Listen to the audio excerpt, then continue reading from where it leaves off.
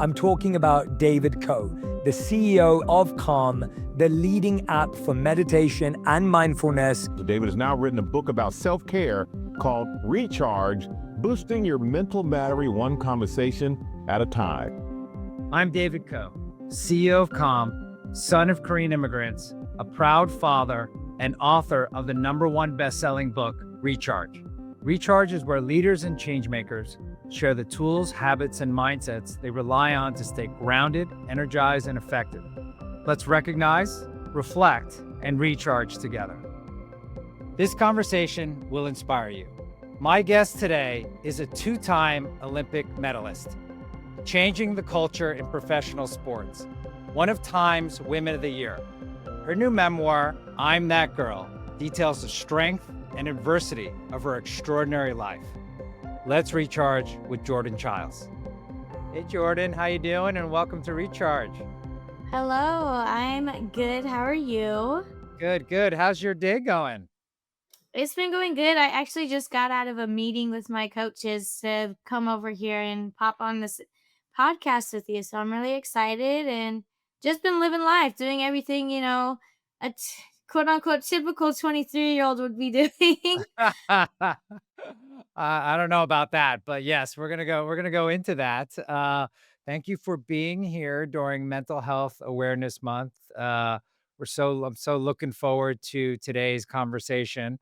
I wanted to kickstart it by just saying I saw you again on your Nike ad, and it's so awesome to see you in that ad.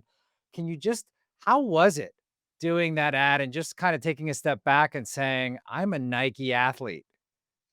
Honestly, that was one of the biggest moments of my life, being able to see the difference in the resilience of me being an independent woman and having the recognition. First off, being a Nike athlete has been incredible. It's been remarkable. Words can't describe how it's been a full circle moment of me being a little kid, literally telling my mom I'm going to be a Nike athlete one day, and now I am.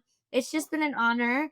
It's been an amazing experience, and having that as one of my first like big commercials, I was just like, "Oh my goodness, this is crazy. This is amazing." And being around amazing athletes like Asia Wilson, Shakari, Yeah. Sabrina Ionescu, like all those amazing athletes, and just seeing how they've done so much work into what they put forth to be in their sport in the younger generation, it just is an honor. And plus, it's women, so being a part of women in sports and just being able to, like, show in the extreme of Yeah. who we are as athletes. Yeah, I was so waiting for you in that, like, commercial to come out at the end and just be like, flash the medal at the end, the gold, and so I didn't know if you could do that, but it was so cool watching you, and yes, with all those amazing other women athletes. Just, kudos, amazing.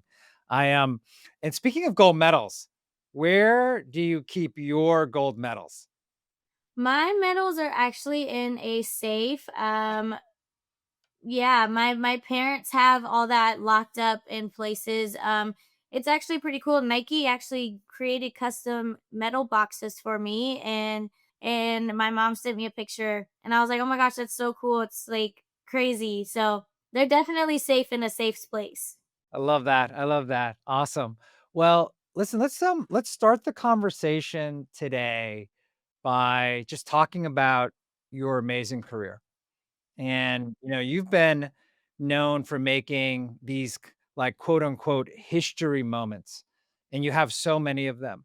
And is there one of these moments in your career where you look back and you're like, "Yep, that's the moment," that or is there anything that, is there one moment that you say that, "Yep, this was a defining moment," or maybe it was when you're a little kid, just anything that ever pops out?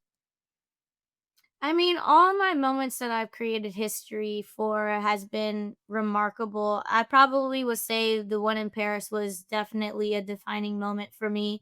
It was something that I felt like it happened on the biggest stage of your life, of your career, and knowing that everybody was recognizing that and understanding, like, look, these people, not just women, but these athletes have been in an incredible situation of showing their talent, but also showing who they are as people. And so being on that, podium with two icons, two legends, two role models. It just felt right. So I took everything in and was just like, you know what? This is an honor. This is an experience. And it's just been a privilege to know that I have made history, not just one time, but a few times. And I take that to heart. Yeah, amazing. And we're going to talk more about that. I want to, in your book and in other times I've seen you talk a lot about Hmm. culture in sports and the importance of that to you. Can you just talk a little bit about what that means to you for culture in the sport of gymnastics? Well, culture in the sport of gymnastics, there's a lot of different things that people may see it as or may not see it as. And typically, you don't see gymnasts with nails, you don't see gymnasts with tattoos, you don't see gymnasts with crazy hair or, creating crazy Leo designs and bringing fashion into their sport like gymnastics. So, for me, knowing that I had the opportunity to change the culture of what gymnastics is perceived to be like, it's really cool.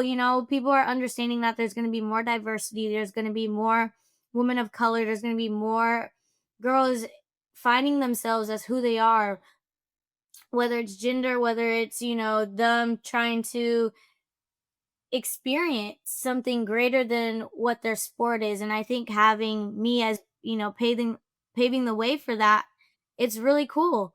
And they get the opportunity to be who they're trying to be. I didn't come into the sport to shy away from who Jordan Chiles is. I came to exude it in a way to understand, like, look, no matter what I'm doing, no matter what I'm trying to show, I'm always going to be authentic to who I am. So I think it's really cool that the being able to change the culture is like saying like literally Simone changes the game. People say this all the time.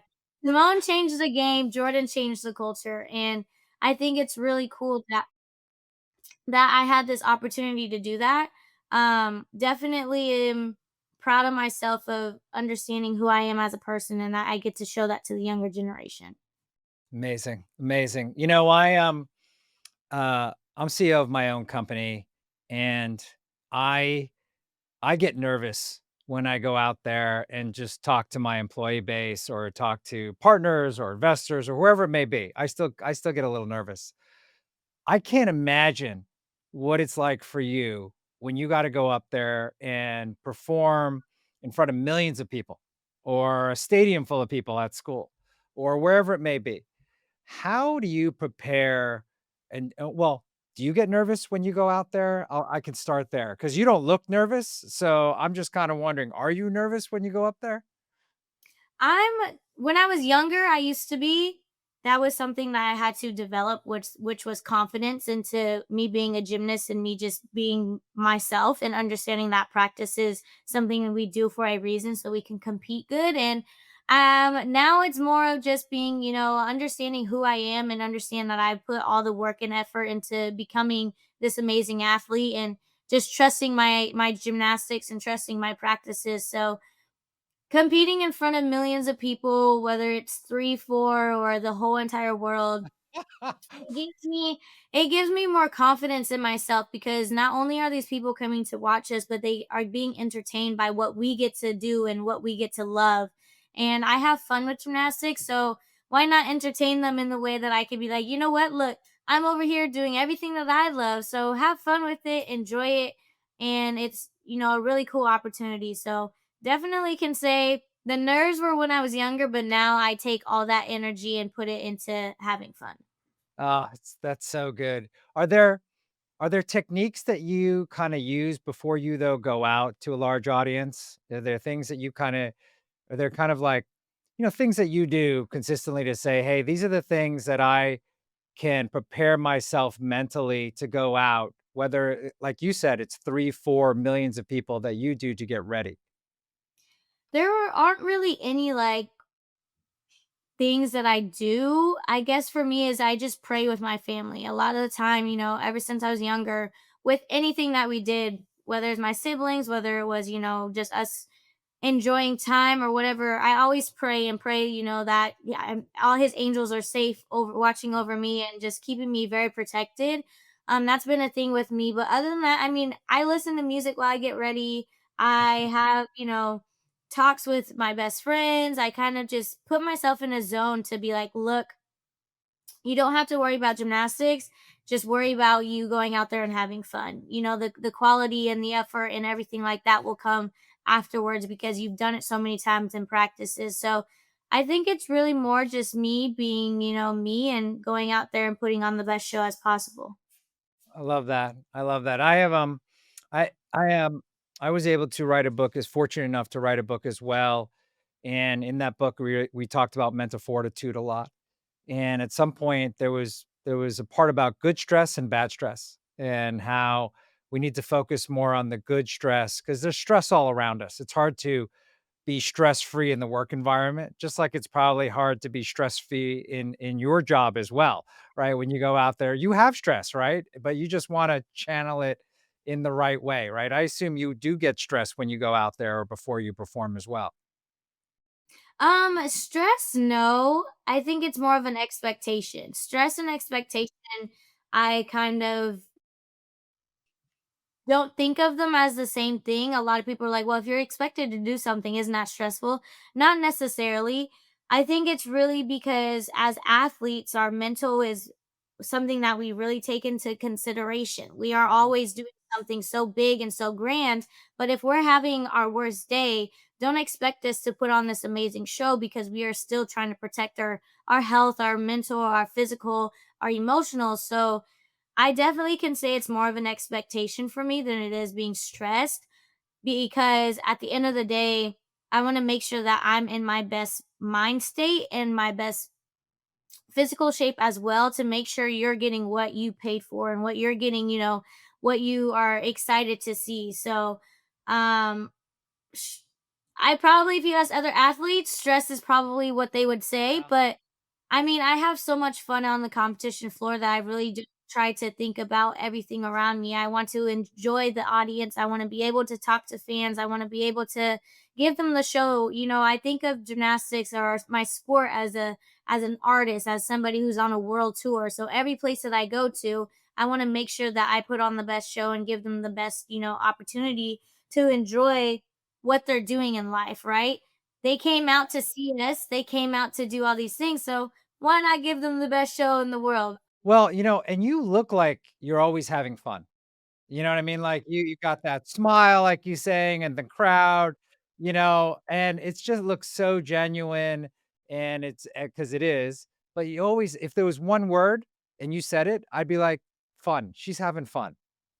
Yes, fun is my word. Everybody always asks me like, "What do you enjoy?" Just to have fun. It's a three-letter word for a reason, so I just want to have fun. I want to be able to, inspire the younger generation to understand that your sport doesn't define who you are, but you can define everything around you. And so I definitely want that to be something to be known. Like, have fun. We only have one life to live. We only have one thing to strive for every single day. So make that one thing making sure that you're having fun with it. So, yeah, I always have fun. I have fun everywhere I go. I love it. I love it, and I can tell you do. So I wanna shift the conversation a little bit to your friendship with Simone Biles and talk about you and her.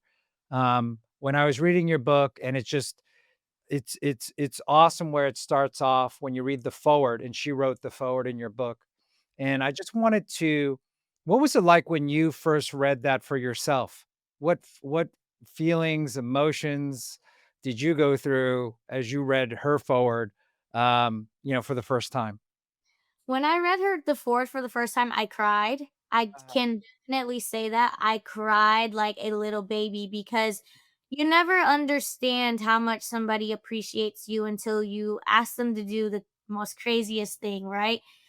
I was scared to ask Simone to write my forward because she already does so much within her life. She's a wife, she's a dog mom. She's doing amazing things within her career as being not just herself but also as an athlete. So, I was just like, can you like I'm scared to ask this, but like, do you think you would be willing? So being able to read it and understanding our friendship, it just means so much to me. I cried and I was just so honored to know that she thought of all those things about me and that she understood our differences, but also understood our similarities. And we had each other's back. We still have each other's back. We support one another. And I'm so glad that I have somebody like her in my corner every step of the way. And, she's doing amazing things now. And I can't wait to see what everything has in store for her. I mean, she congratulated me on my book and, just being able to see her do the things that you want to do, and she's doing it in a way that she loves it. So she definitely is an icon and legend to me. She's an idol and inspiration. So it was really cool to know that she did that, and I was just like in awe. I literally was crying, but I thank her every day, literally, like every day. Oh, I love that. I remember I asked a mentor of mine to write my forward as well. And when I first read it, I had to kind of read it again and again because I was just kind of sometimes we don't say these things to each other, and to see them in words, it can be kind of overwhelming. And it almost changes your relationship here a little bit. I'm like, oh, I didn't realize that. And so I just love the fact that you have that relationship with Simone. I saw it while reading your forward, and it was so awesome just to read. And so I can just imagine that relationship, you two, that special bond that you two have. And speaking of bonds, like, in a lot of workplaces today, they always say if you have that like best friend at work or your close friend at work, you're actually so much happier at your own job. So they say if you have one friend, your job satisfaction goes up to like 57, 60%. So it goes exponentially higher than if you were alone. Is she that kind of one friend to you, or has she been that one friend to you, during your kind of career? She has. I mean, I've gone through a lot of different friendships throughout my career, whether it was when I was younger or whether it's now. And I definitely can say from the time I was I was 13, so yeah, around 13 till now, she has been that person that, can understand when you're at your lowest points, can understand that, we're trying to go for the same goal, strive for something amazing. And we just joke around. Like she's a jokester, so she definitely brings my happy energy up, and that she definitely can be that one person. I mean, I have a best friend in my sport and I have a best friend outside of my sport. So I think being able to understand that you can have multiple friends here and there and understand and they understand their role, it's really cool. I enjoy having, Simone is the type of person that we can not talk for days, weeks, months, however long, but we'll send each other stuff here and there. But then when it's like we see each other, we'll have a full blown conversation and everything will be perfectly fine. So those are the type of friendships that I think are really something you can cherish and something that you're always going to remember. So it definitely is a cool thing. I love that. I love that. And then you had a moment in the Tokyo Olympics where you then stepped in for her. Can you talk about that moment as well?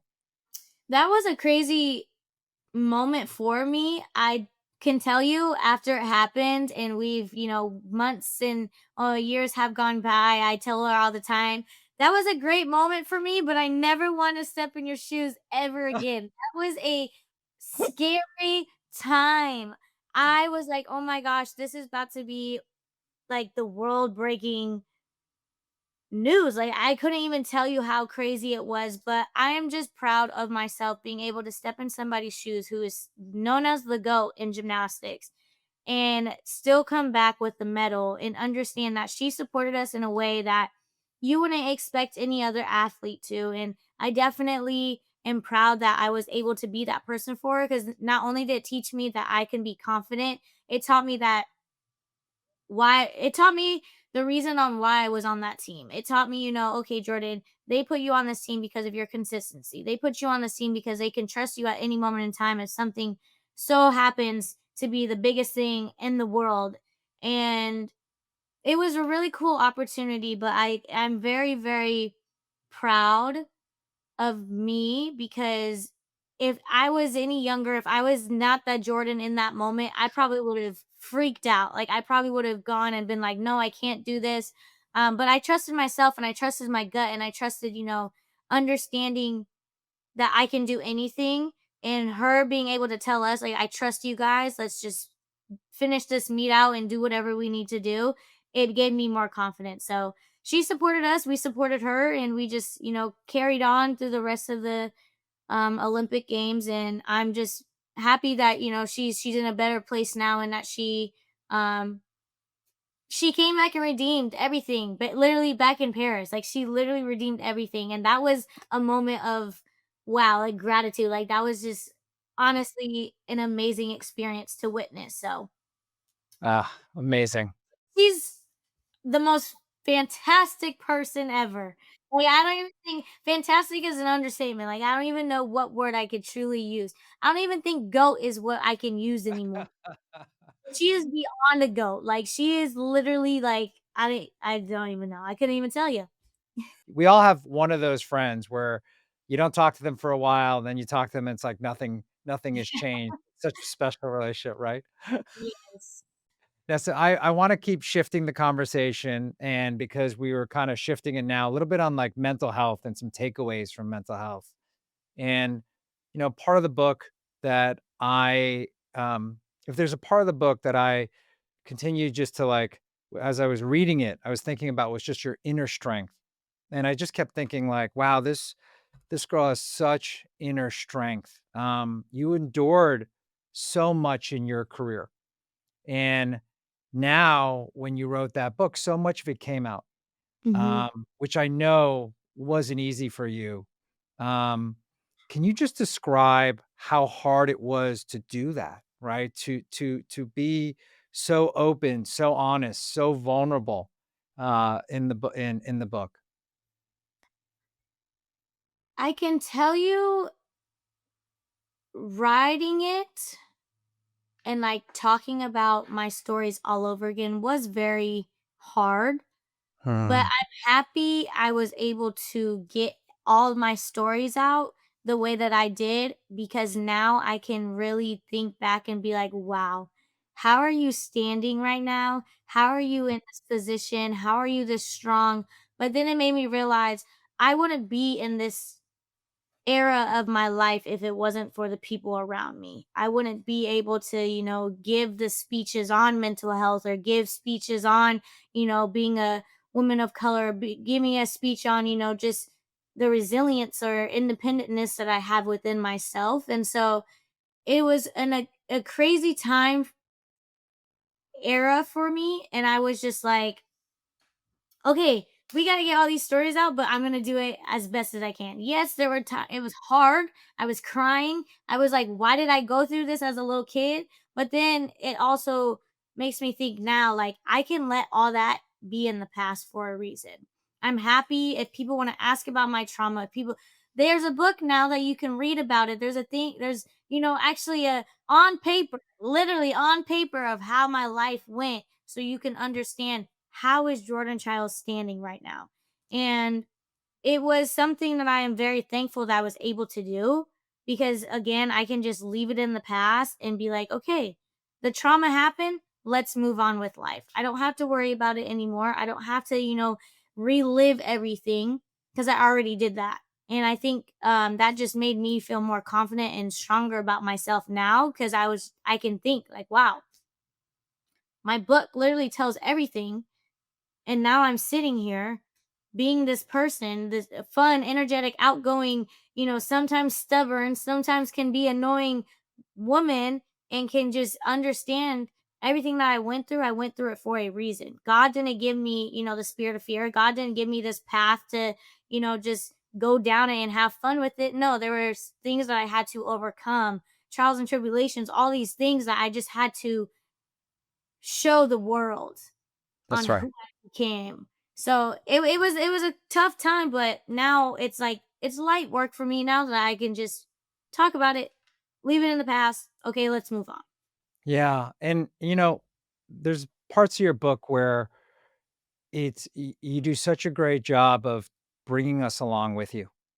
And, I it's hard enough, and you can't imagine what it's like to be at the level of an athlete that you are, and to compete as you did at such a young age, and to continue to exceed expectations and win.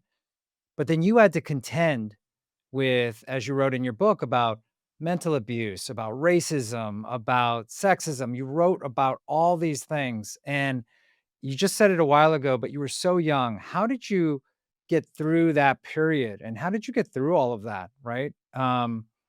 It's just something I just wanted to ask you as I, read the book and read certain chapters over and over again. I'm like visualizing, how did she get through this? I laugh about it now because I asked myself the same question.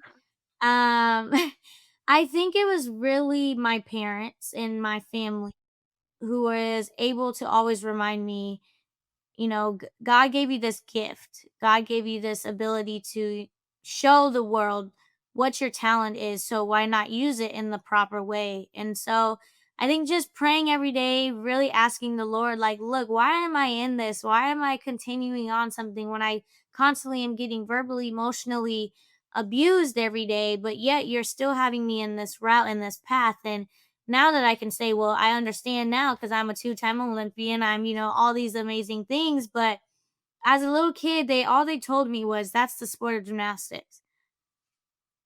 That's the sport of gymnastics. Gymnastics supposed to be like that. My mom would say the exact thing. She would ask the parents. They'd be like, "Oh, that's just how the sport of gymnastics is. It's tough. Tough sport. Yes, it's a tough sport. I went through a lot. I mean, obviously, it's in my book. I went through suicidal thoughts. I went to sports psychologists. I went through all these things. And as a young kid, you never want to go through that. You want to be able to enjoy your life.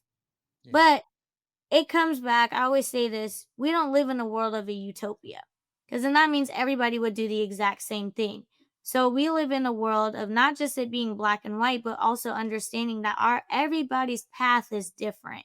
And we're all gonna have, perfection, and we're all gonna have this ability to fail and succeed, right? Over and over again. So I think having that mindset of understanding, my dad always told me every lesson that I learned or everything that happened to me will always be a chapter in my book. No pun Mm, intended. That is very true. Everything that happened is a chapter in my book. From my trauma, from me getting my braids cut off, from me having racist comments, from people telling me to hang myself, from me being suicidal, all these things. And it's more of a way to show that how strong I became. Because it didn't happen overnight. I didn't become this strong overnight. It was gradually something that I was teaching myself every single day. Look, this is just a chapter. Let's move on. It's getting stronger, getting stronger. But also, there was a time where I blocked everything out.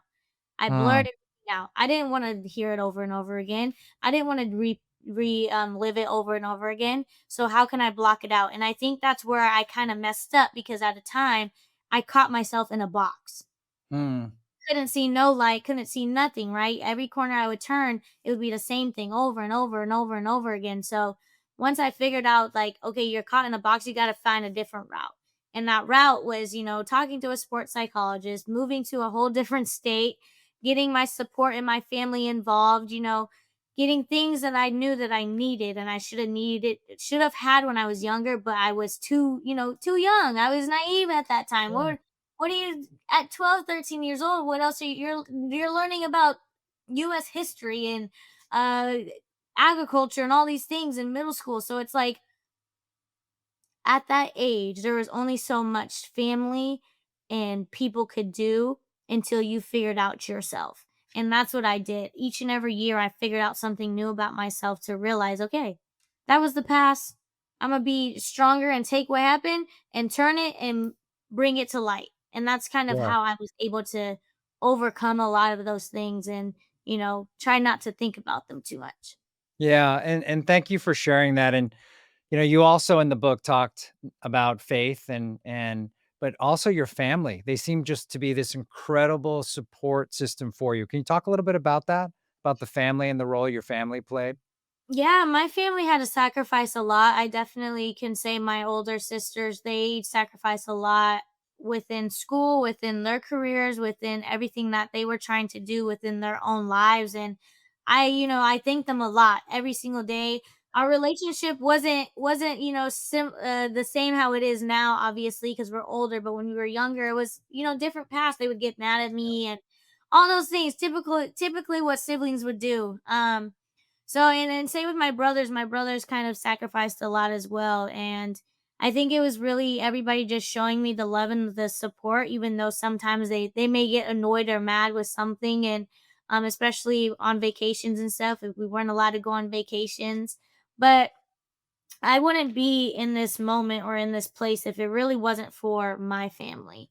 They rode with me and they're still riding with me even through every crazy moment in my life and every sweet moment in my life. And, I think of our family, or I think of my life as a Sour Patch Kid. We have the most sour moments in life and the most sweetest moments in life. So I definitely can say, like, my family has been able to, ride that ride with me. And I'm very thankful that they are still doing that and that they have this understanding of who I am as a person. And, you know, realizing that they created something amazing. Like, my parents every single day are just in awe of me, and although they're my inspiration, they always tell me that I inspire them, which is, I think, a really cool and amazing feeling to know that, your youngest daughter is inspiring you to do greater things within your path within your life, even though they're my parents. And so that relationship and that bond is amazing, and I wouldn't change the world for anything that has happened through me being born on April 15th to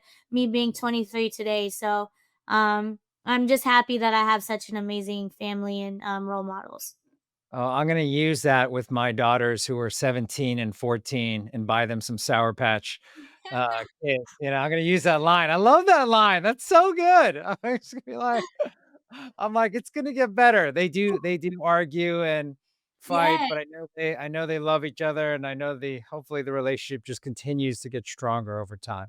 Yes, I can tell you it will. Trust me. If my sisters were here in the room with us now, they'd be like, "Look, I didn't really like my siblings when I was younger 'cause I was like, I don't know who you guys are. I don't, I was the spoiled one. I'm the youngest of the five, so it was just I ruled the whole entire house. And but now we're all close. We're all, doing our own things, our own paths. But everything that I do, I try to make sure my family gets the same in return because they sacrificed their whole entire lives for me. So Mm. I always feel when I watch you, because of the things that you went through and how you are today, like I feel like there's a certain artistry, I want to say. And so when you're kind of got a floor routine to Prince or Beyonce, or you're doing something with your tattoos, I feel like there's always there's all these meanings, deeper meanings that you're sharing. Can you talk a little bit about that? Like the meanings behind some of those things? well, in our sport, as a lot of people like to say, it's just, oh, you do gymnastics. Well, no, I do artistic gymnastics. It's artistic. Obviously, there's a three-letter word that's at the beginning of artistic, and that's art. And I love art. I love fashion. I love being able to find different ways within my own personality. Like, who knows? I have a very creative mind. So, who knows what I will end up making or end up doing or, developing? I don't even know. My brain just does its own thing. Um, so when it comes to like you were saying, the artistry side of things, in every music choice that I choose, those artists are artistic in their own way. Whether it's Prince and his makeup and his purple, jacket and how he dances, whether it's Beyonce and her culture and her trying to show the world you can do whatever you want within music, whether it's rock, whether it's country, whether it's, R&B, pop, or it's within myself. And as a gymnast, we are able to be beautiful, we are able to be independent, we are able to be graceful within our sport. So showing those things in different ways, I think, is a really cool opportunity to show how authentic I am. I'm not going to change the way I shine in my sport compared to the way I shine outside of my sport. It's the same person. What you see me doing flips is you'll see the same girl walking in a mall. Like, But we know you can do flips in the mall, so that's a little different. We know you yeah, can start flipping in the mall. I can't start flipping in the mall, but you can start flipping in the mall. That's different. no, the artistry side of everything, it just really comes from how I've developed who I am, whether it's my nails, whether it's my tattoos, whether it's the way I do my hair. And I think it just shows myself in different forms. And I really enjoy that because you don't get just one Jordan. You get multiple Jordans and you get to experience them the same way I'm experiencing them. So I get to have fun with all those things, and I really enjoy being able to just be myself. I always tell every athlete, if you do gymnastics, if you don't do gymnastics, just be authentic to who you are. Because at the end of the day, you're only trying to be a better version of yourself the next day, right? You don't want to be the same. You don't want to be the same each and every day. So be a better version. Step one, do, up yourself each and every day. And I think that's where I was able to realize, okay, if I could up one myself each and every day, what else can I find within myself? Oh, I like tattoos. Oh, I like my nails. If WNBA and NBA players can have a game day outfit and NFL players, why can't we? That's how I see it. Why can't we show our fashion or our personalities in the way that we want to dress and we want to put on our we're wearing it. We're doing everything that we're doing. We're showing out, we're competing. So how come we can't do it in the best way that we feel comfortable? And so that's basically what I do. That's where the artistry and that's where the artistic side of me comes in into everything that I do, because it's just like this I feel comfortable. I have to wake up and fix my crown every day. No one else does. I have to wake up and look at myself in the mirror, no pun intended, but and say, I'm that girl. I have to wake up each and every day to figure out what the rest of my journey in my life is going to be. Hmm. So I think that's kind of how I was just able to develop all the different personalities within myself and express them differently. And I really enjoy it. It's fun. I mean, getting tattoos is like, that's art to me. All my tattoos on my body have a meaning. My nails have a meaning. The way I do my hair typically has a meaning, especially if it's for a competition, because I just enjoy doing that. So everything has a meaning to me, and I enjoy it. It's fun. Love that. Love that. So you hit on this just a little bit a while ago about therapy. And you talked about your own journey and in the book and how it just took a little while to start and but then you really embraced it. Do you have advice for others on, who are struggling to start and ultimately how did you start?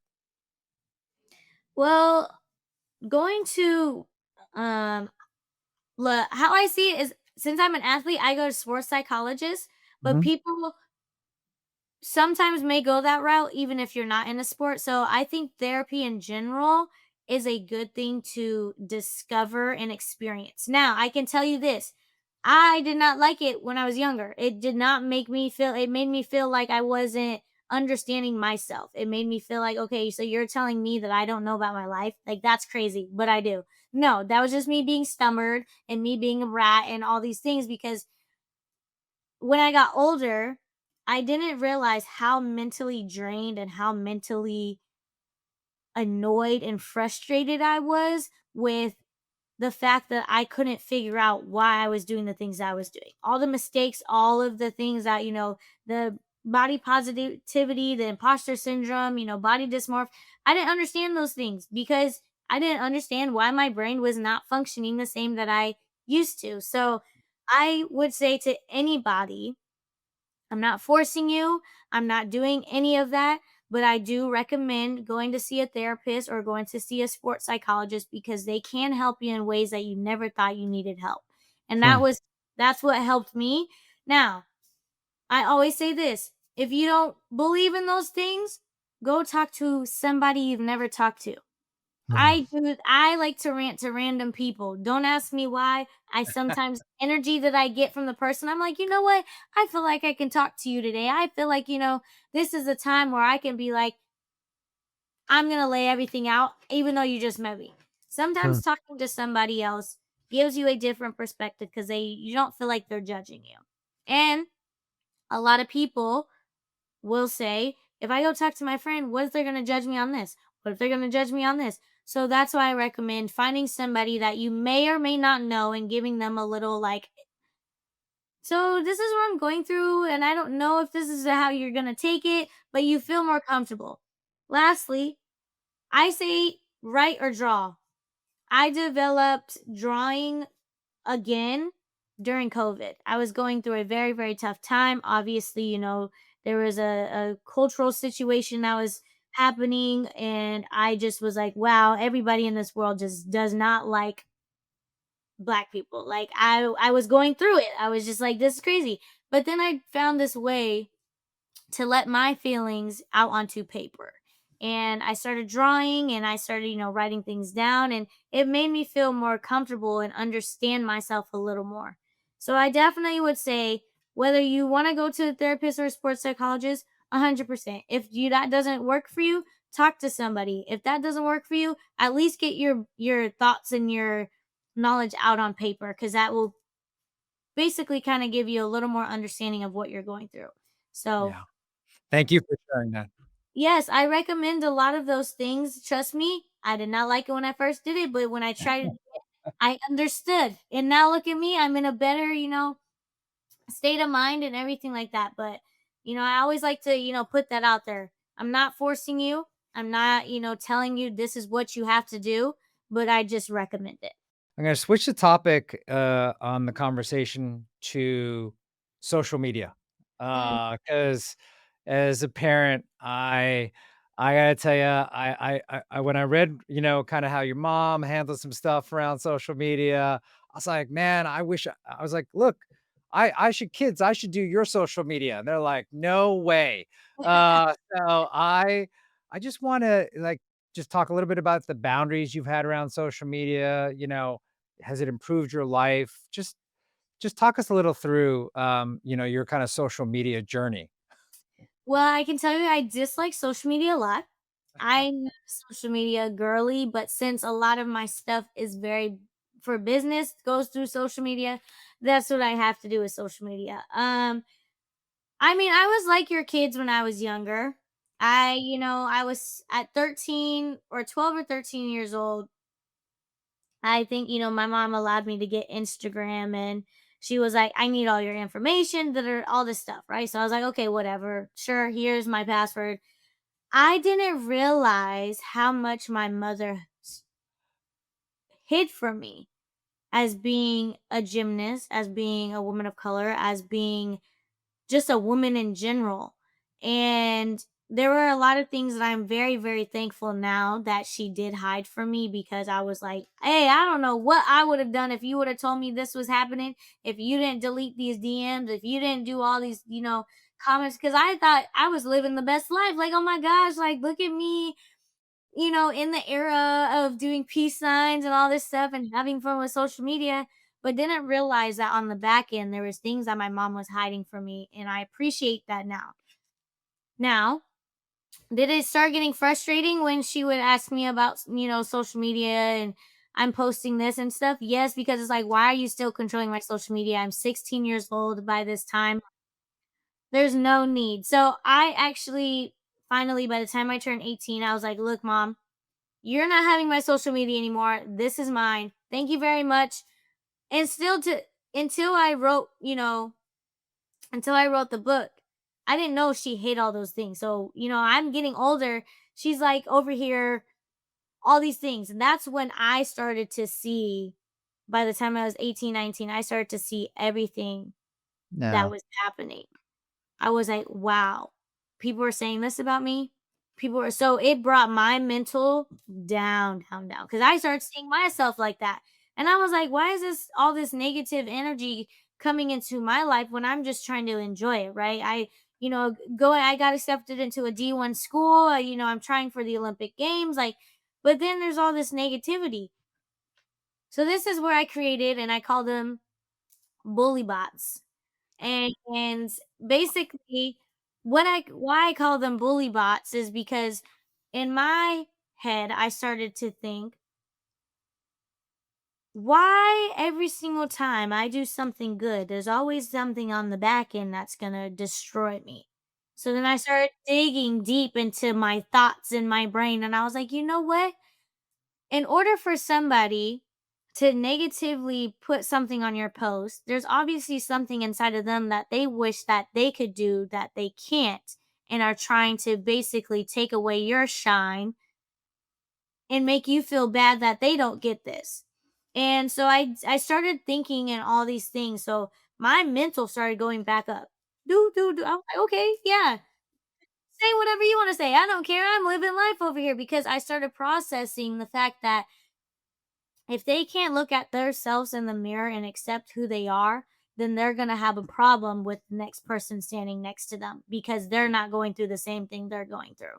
So, social media now for me, I just look at it as okay, I'm always going to have something negative. I put a book out, people are still saying negative things about it. And they're like, well, this didn't happen. Well, this didn't happen. Well, story and that you're just gonna have to deal with what my story is, right? Like I don't know what to tell you. It's my story. It's like me posting a picture. Somebody's gonna say, "Oh, the dress doesn't." So I started just realizing in this world, no matter what I put, whether it's good, whether it's bad, somebody is still going to say something because they are feeling some type of way about themselves. So social media and I mean, we're acquaintances, we're not really besties, we're not really friends, but I mean, I do understand a lot of people. I've taken myself off of social media before. Like right now, I'm not on Twitter. I've taken myself off of Instagram. I've taken myself off of things that, some days you just need a break. And I think Yeah, that's okay because at the end of the day, we got to do what's best for ourselves. So I've gone through those phases and I've gone through those things and they definitely helped me and they've definitely made me, find new things within myself, whether it's creating music, whether it's being with my friends more, whether it's going to the beach or just finding different ways to put yourself in a different area because your life isn't social media. that's right. Another thing, Mm. I don't understand why people think that you can live through somebody's life and they're, in a relationship and you think that the relationship isn't going to be good when you don't even know what they're doing outside of the social media. So that's why me and social media are acquaintances, not so much besties or friends, but I can deal with it. I love that. I love that. Acquaintances, not besties or friends. I'll tell you, as a CEO, you'll make decisions and, you're running your own brand and that not everyone's going to agree with. Mhm. And it's hard because people will voice their opinions and, they may do it anonymously. And, we all have feelings about things, we're all human. And it's hard sometimes because you have to make some of these hard decisions that not everyone's going to agree with. And so I love your approach there where you're like, yeah, we're not going to be besties, but you have to make those decisions and it's your story, it's your book. Mhm. And you own it, so that's great.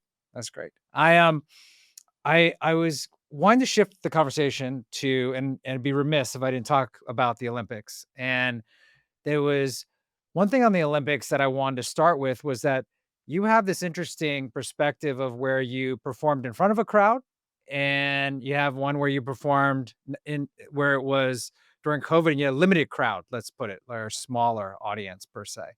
How how did that how does that affect your performance? Or do you tune it out? Like how much does the audience affect your performance? The audience, I would say they actually people sometimes think, "Oh, does the audience make you more nervous?" For me, no. It doesn't make me more nervous. It doesn't make me feel like I have to do more than what I've done in practice. It really uplifts the fact that you can have confidence in yourself because you have people cheering for you. It gives you more energy. It gives you, a lot of excitement. So, not having an audience in Tokyo was really hard. But I think understanding that we were trying to make that noise and trying to make the ability to look and be like, okay, just because we don't have an audience, we have each other. But as gymnasts, when you can't hear your thoughts, it's easier. Some, some gymnasts, I can't say all, some gymnasts like me, if you can't hear your thoughts, it's easier because then you're like, okay, I just need to go with the rhythm, go with the flow, do what I have to do, keep tumbling or whatever works for you. So, having an audience in Paris, first off, I didn't think the audience was gonna when people say, "Oh yeah, there's a big crowd that's gonna come and watch gymnastics." I didn't think it was gonna be like that. Audience, like, oh my gosh, like all these people are here to watch gymnastics. Like, that is so crazy. So I got to enjoy that moment, and it brings a different side out of me. Like, I get to have fun, I get to, dance, do whatever, because I'm loose, I'm relaxed. I understand that there's gonna be people watching, but I do better when people are watching because I know I don't have to think too much about my, my apparatus, or like if I'm doing, for instance, like on bars, I don't think really anything on bars. I tell my cues before I go, and then it's like, okay, done. I'm done.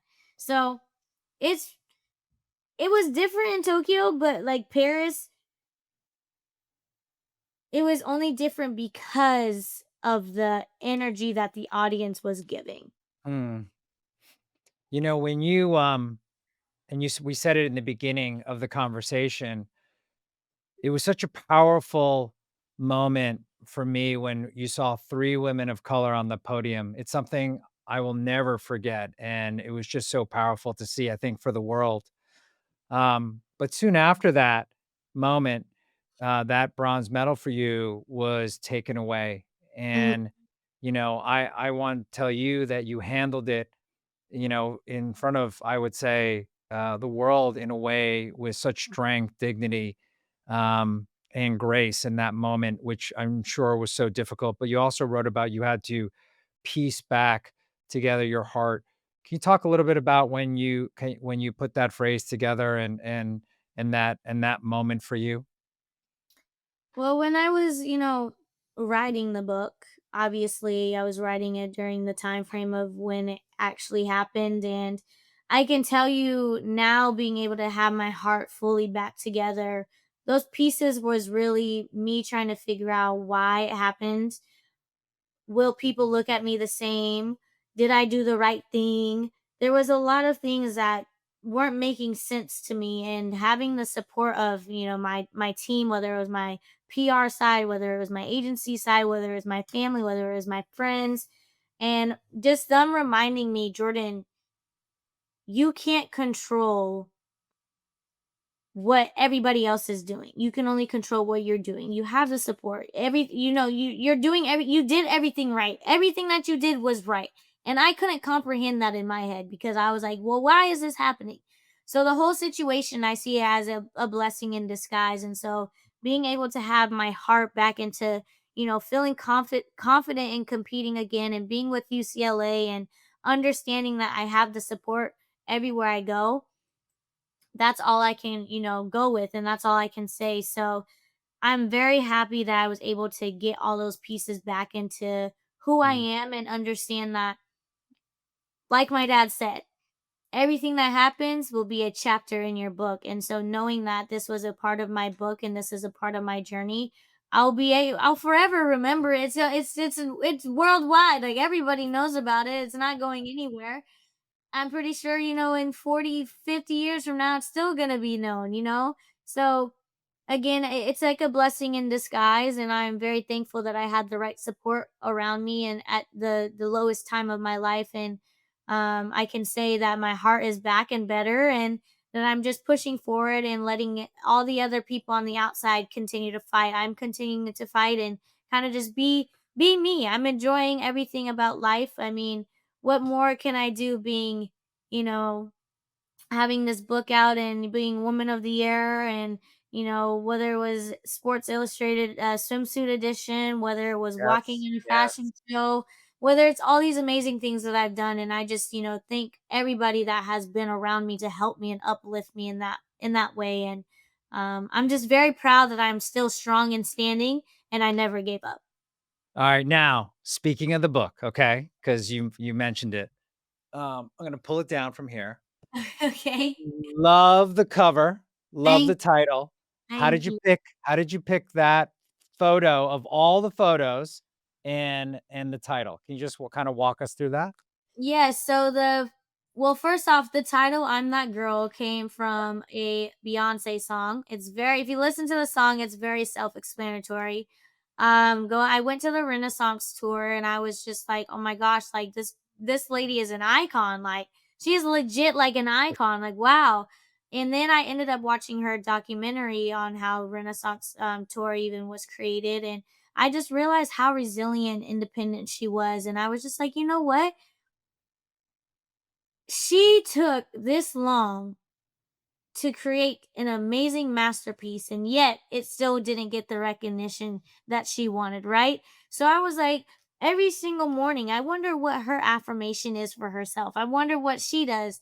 And so I thought I took the song I'm That Girl and used it as my affirmation every single morning, every single day, all through 2024.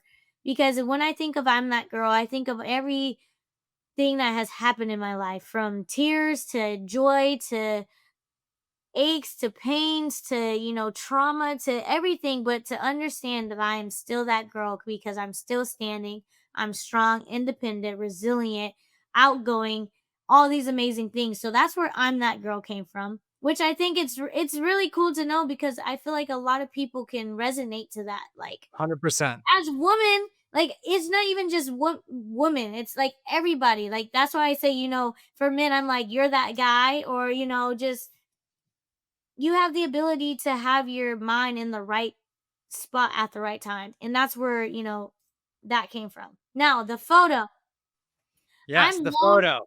I'm known to scream and to, chant and to throw my hands up, and I'm just that, like, they call me the hype woman of the team. And so that picture was me being, I was proud of myself that I made my bar routine, and it just gives very strong woman empowerment, independent, black power, just everything in that photo. So I wanted to, they showed it to me. There was a bunch of photos that they showed me, and I was just like, no, this one right here.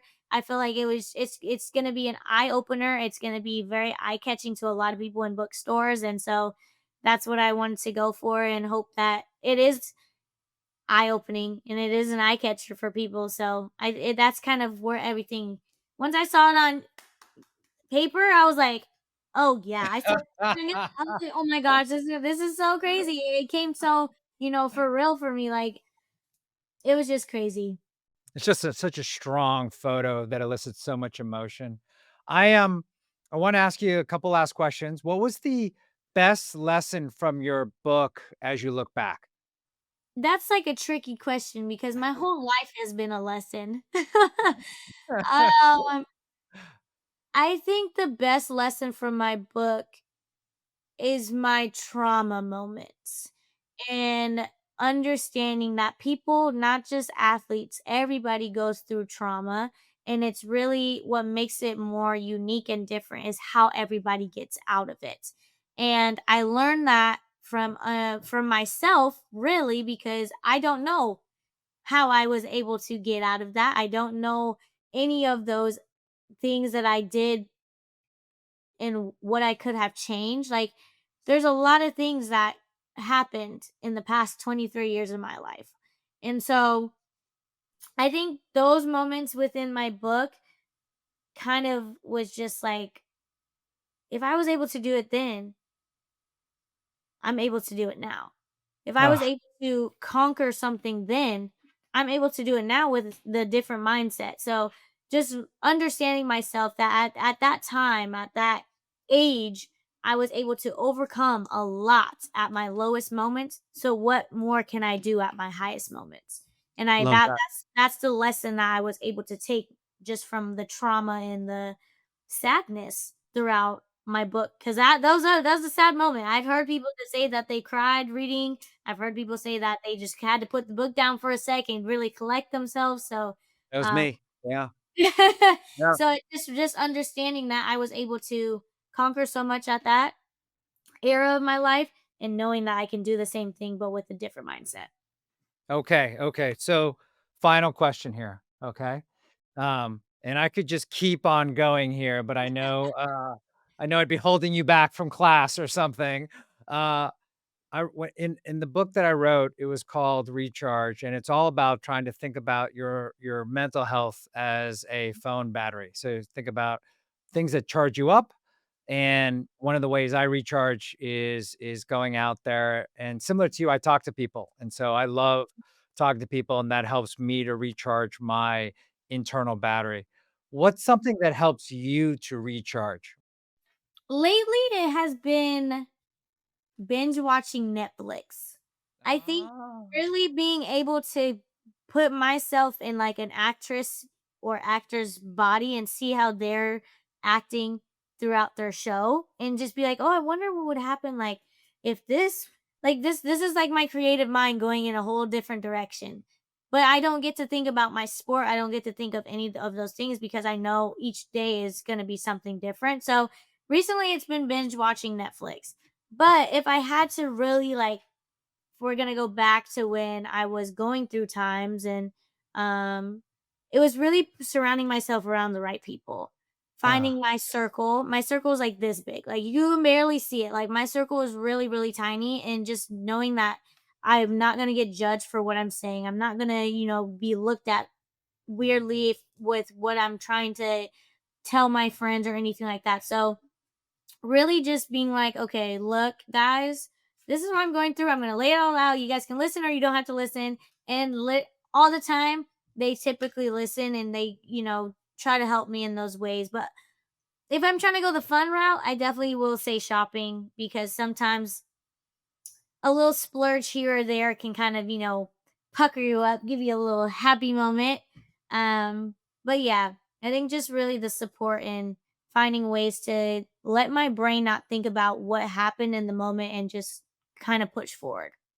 you got a lot of thumbs up here on the shopping front from people, so that's awesome. I know, well, Jordan, listen, I thank you so much for today's conversation. This is an absolute must read for everybody. I love this book, love your authenticity, love your vulnerability. Thank you today for today's conversation, and I hope to have you on again. Thank you so much for having me. This was honestly amazing. And I hope everybody enjoys the rest of the book. Or don't forget, it's also on audio as well. So go enjoy I'm That Girl.